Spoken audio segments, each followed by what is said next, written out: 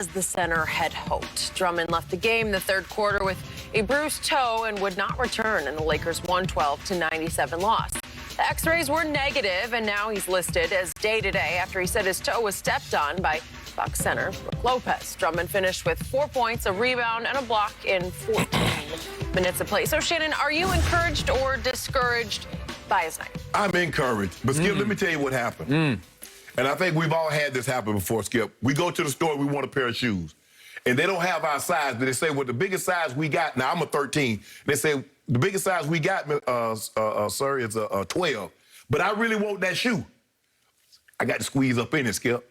And then if somebody step on my feet, my dog's going to be barking. And that's what Andre Drummond, he wanted to come out there in them Jordan lows. No, good well, he was 17, but the biggest size they had was a 16. The Lakers don't even have a size 17. They got about Lakers feet that got big. everything. They got their feet that big. And he run up and down the court. Brook Lopez stepped on it, and his toenail came off, Skip. You know that's painful, man. I don't know if you ever had a toenail.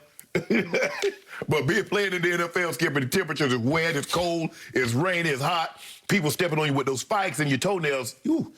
But, Skip, I saw more of a presence last night in 5 minutes of Andre Drummond than I've seen in 3 months of Marc Gasol. Well, that's not saying much. That's my point. Yep. But here's the thing. It does not matter how he looked last night. How is he going to look with GOAT and Baby GOAT? I think he'll be just fine. He'll just fine. He's challenging shots at the rim. That's what we need. Mark is not going to be able to challenge anything. He's athletic. He can get back and play the pick and roll, Skip. He's going to get some lobs. I like what I saw. I'm very encouraged. No, it did not go the way we had hoped. But I'm trying to think, Skip. I mean, what were we expecting? The guy hadn't played in 6 months. You expected him to give you a 30-20 game in his first game back? No. Not 6 months. No, I said 6 weeks. Excuse 6 me. weeks. I meant 6 weeks. Yeah. Last game was February 12th. 12th. Yeah. So he hadn't played in 6 weeks. Yeah. So what were we expecting from him? But I was very encouraged by what I saw. I saw a guy that was active. I saw a guy that was engaged. And like I said, he just got there, Sunday? Probably his first practice was Monday. They played Wednesday. So as he gets more familiar with the offense, the defense, and what's going on, I think he's going to be a huge addition for the Lakers. So I am very encouraged by what the little bit that I did see last night. Okay, allow me to say, welcome Kareem Abdul-Drummond, Laker savior. And allow me to say how sorry I feel for this still young man, because he's been thrust into a spotlight he does not deserve at this point in his career, because he's done nothing to deserve Laker savior status.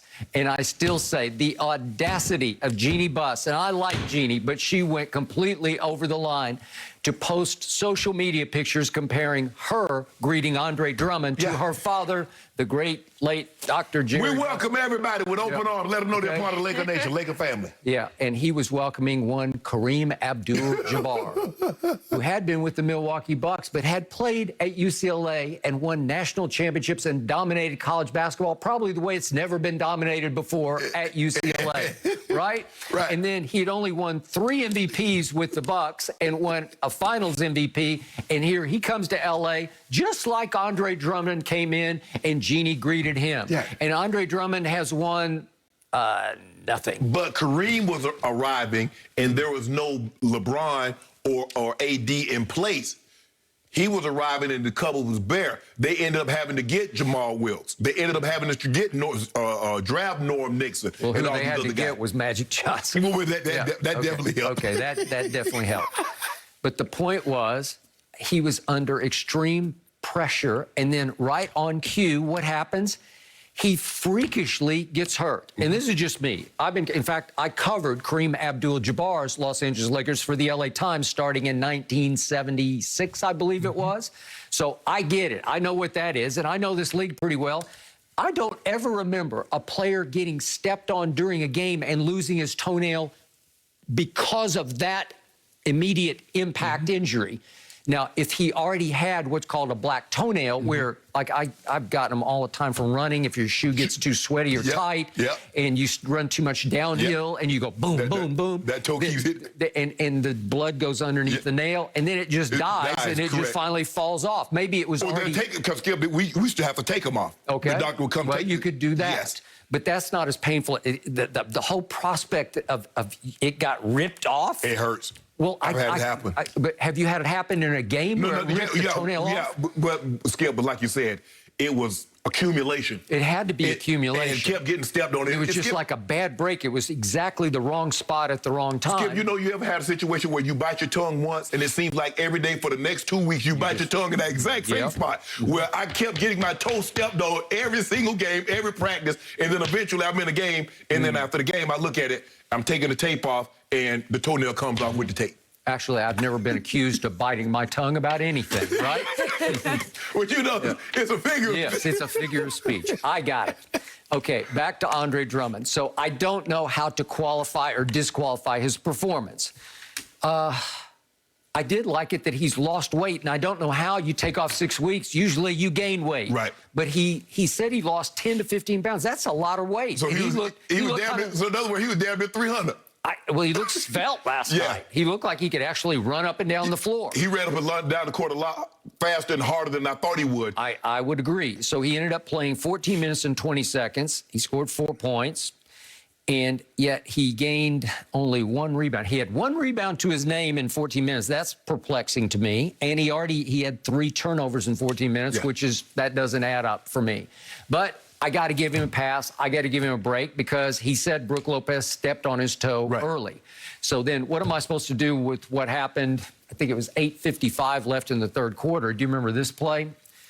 Game was starting to get out of hand, and he goes up for a dunk, and Brook Lopez says, no, not in your house. This is supposed to be your house, and Brook blocked his dunk. Is that because his toe was hurting?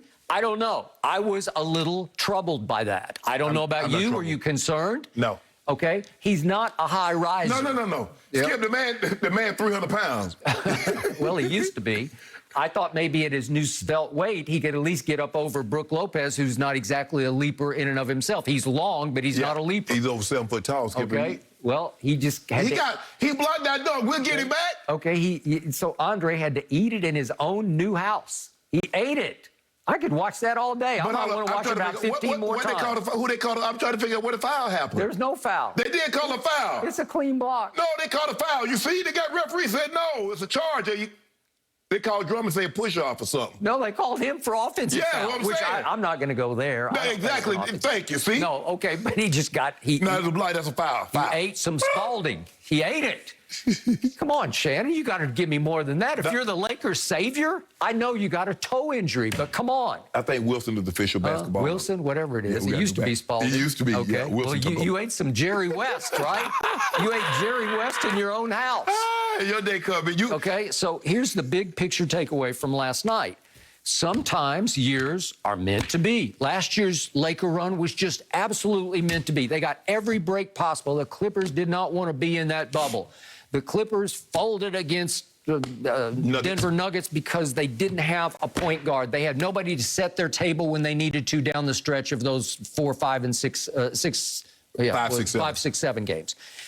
And yet, the Lakers get to the finals, and they get every break because they draw the 5th seed in the finals, and the 5th seed has already lost Goran Dragic and lost Bam in game 1. Well, those are just breaks. Yeah, we didn't draw them. They beat the other seeds, the top seeds on the other side. No, but you sort of luck into them because when do 5th seeds get to the finals? It just doesn't happen very often. Especially, when you play the best of 7. We get 5th seeds in the Final 4 because it's one game. But not the best 4 out of 7, and normally 4 out of 7 win. All right, so here we go.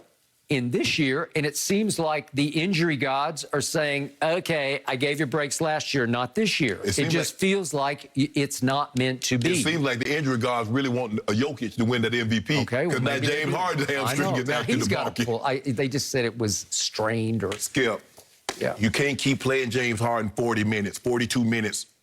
That's true. I'll buy that because he's leading the league in minutes played. 38.1 minutes. Yeah. At 32. Let Julius Randle, those guys that's 24, 25, 26 years of age, they can play those kind of minutes. High minutes. Yeah, you start getting those guys in their 30s and playing, and considering James Harden has played major minutes over the last 8 years. Yep.